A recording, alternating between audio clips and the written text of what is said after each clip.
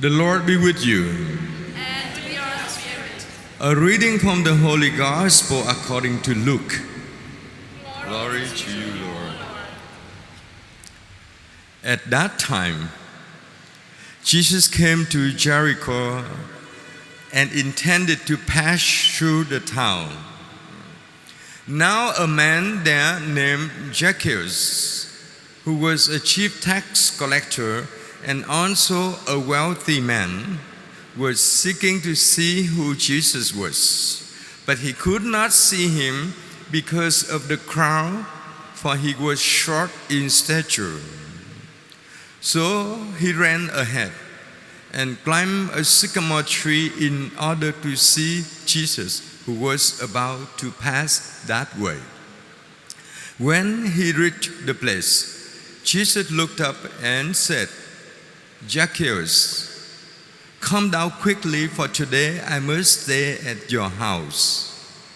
And he came down quickly and received him with joy.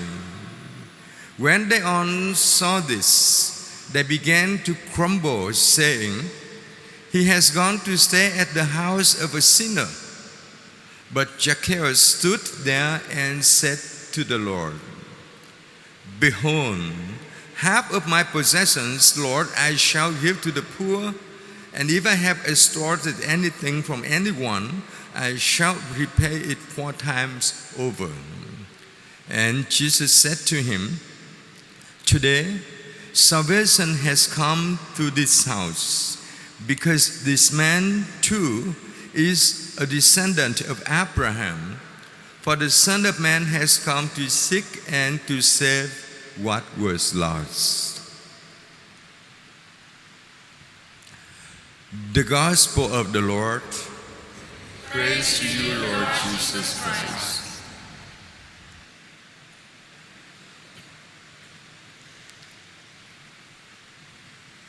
My brothers and sisters, again, we receive the Gospel of Luke, the Gospel of mercy, and we continue to encounter a God who is not only described in the story, but also in our story. We have encountered a God in Jesus who never ceases to travel, to go, to meet people, and to bring people back. Every encounter Jesus had with people would change the life of themselves and of those around them that we have encountered in this gospel. In this gospel, the 2 main characters seem to be only Jesus and Zacchaeus. Seem to be. Because we see those 2 people at the front of the story. But remember, Zacchaeus was not at the front of the story. He was behind the story. Who was people that put in front of the story that we heard today from the gospel? You and I. We are standing in front of the story, seeing Jesus walking by and Zacchaeus hiding himself on the sycamore tree. We are in the front. What do you and I see is matter, not what had happened in the story.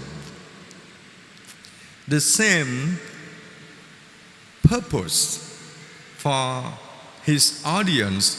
Luke described those who were in the front of the story, seeing Jesus encounter Zacchaeus, and they got jealous.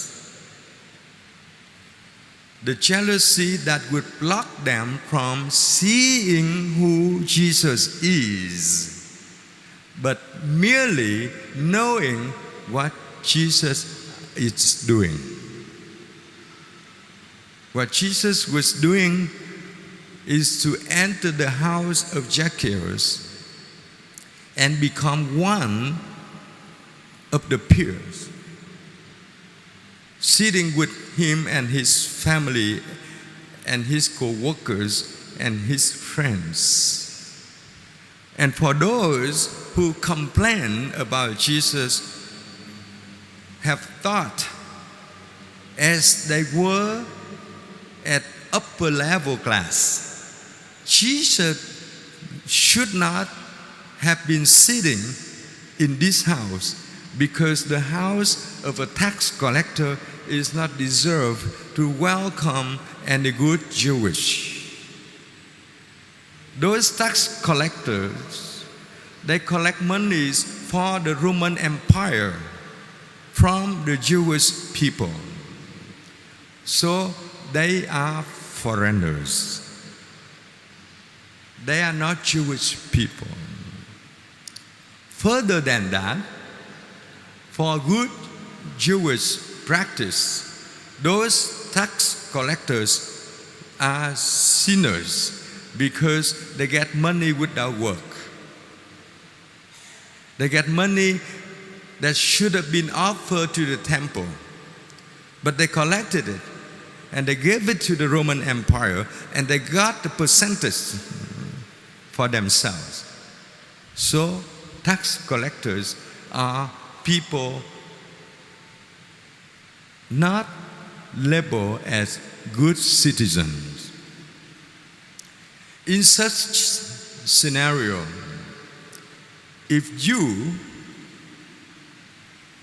who tries to introduce to the local people about God, would you lose that credit to be such people?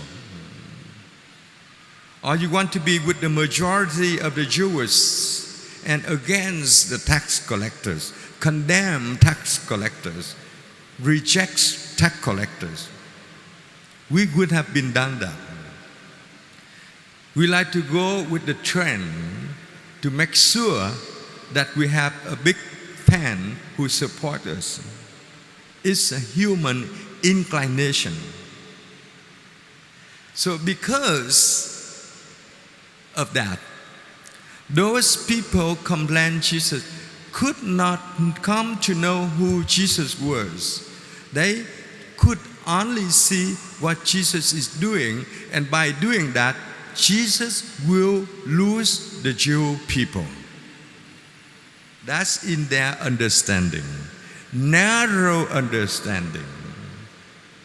They would not be happy with Jesus doing that. But if we come to know who Jesus is, we understand why and how Jesus had done that. Jesus did not do a favor for a rich family. Even though Luke described a tax collector is a wealthy man, but wealthy in a bad sense. Not wealth as the Pharisees. The Pharisees still think they are the best. Tax collectors secondary. So Jesus came to the secondary people. Jesus did not come for the first class people. So if you are not first class people, be happy. Jesus have come for you. But the first and the second class of people here, not about the wealth. It's about the being. You see, tax collectors, Luke described, he's short in stature. So he's abnormal. He's irregular. Jesus came for the irregular people. Jesus came and want to be one with those who in the level of normal. We are on normal because we are sinners. We need cure. We need healing so that we can be clean and be good.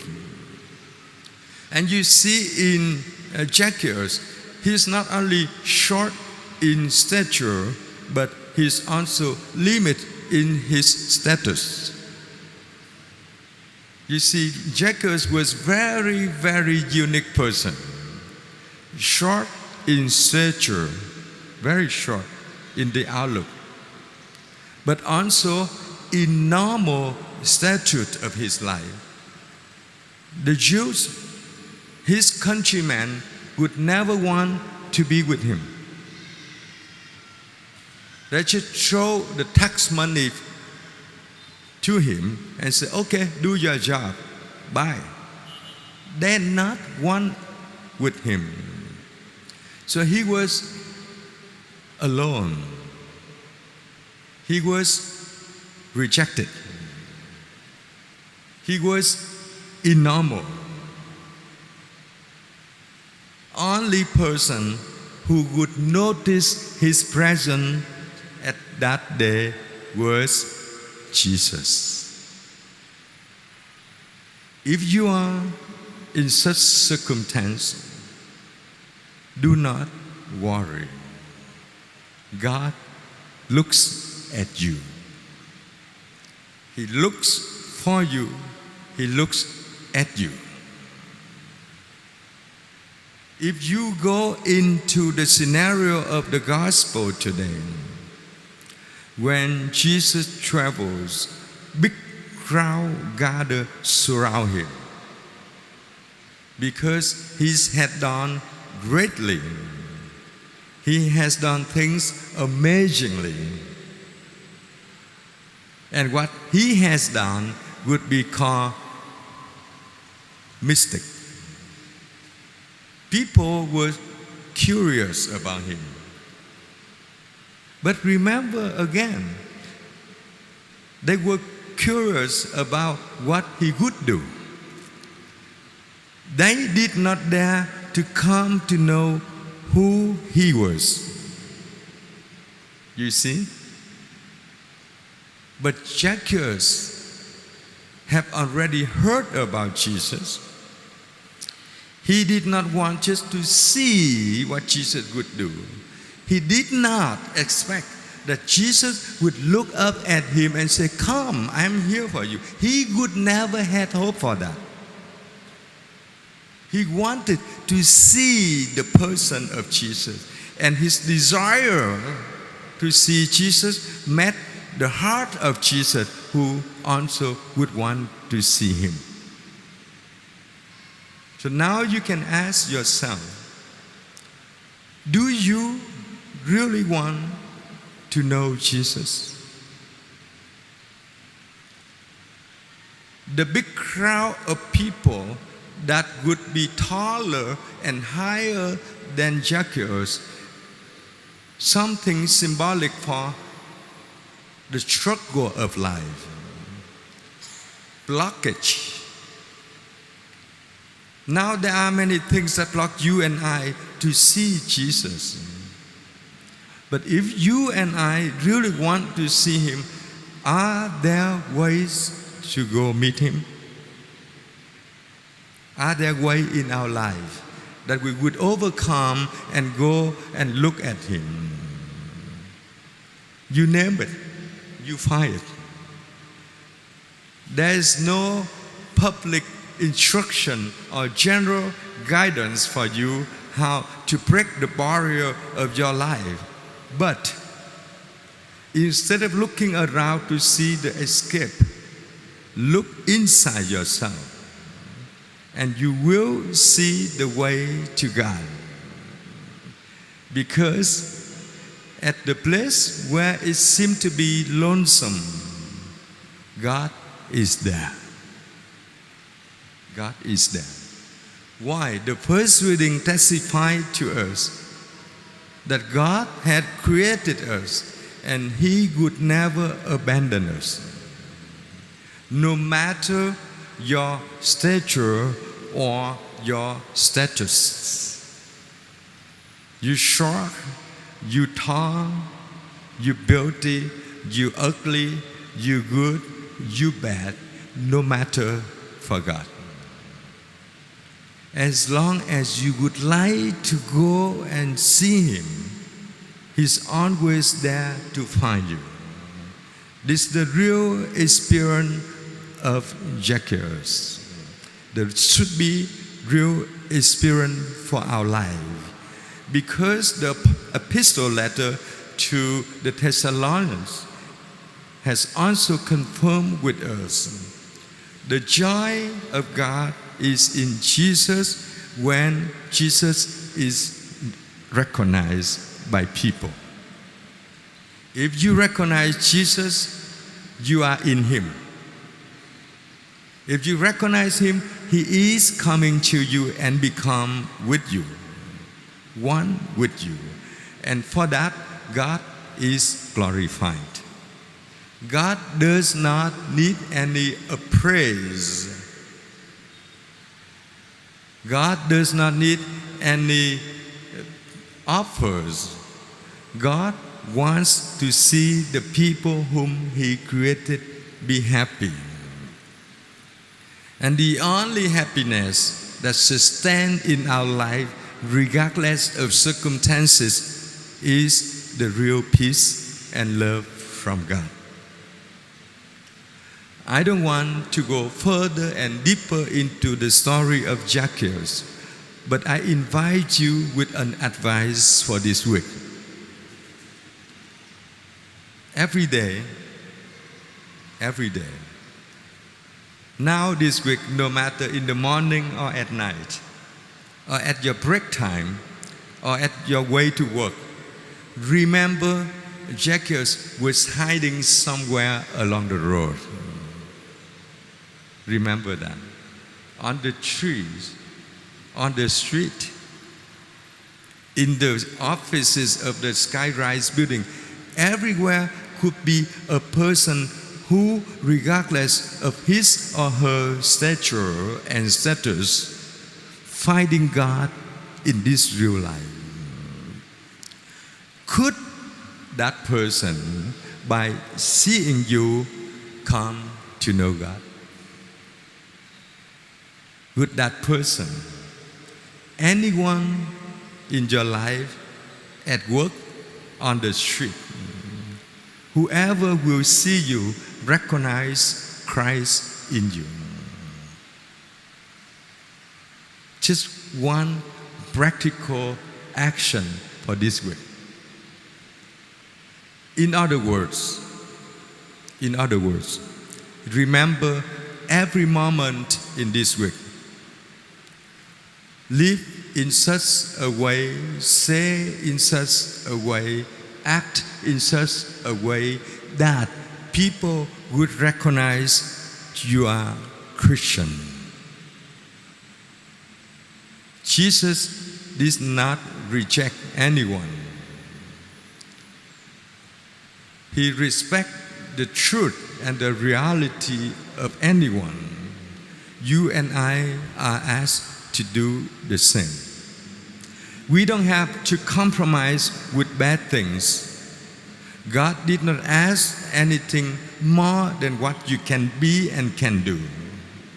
But be good, do good as God has created us. That's how we profess our faith as we are about to say in words.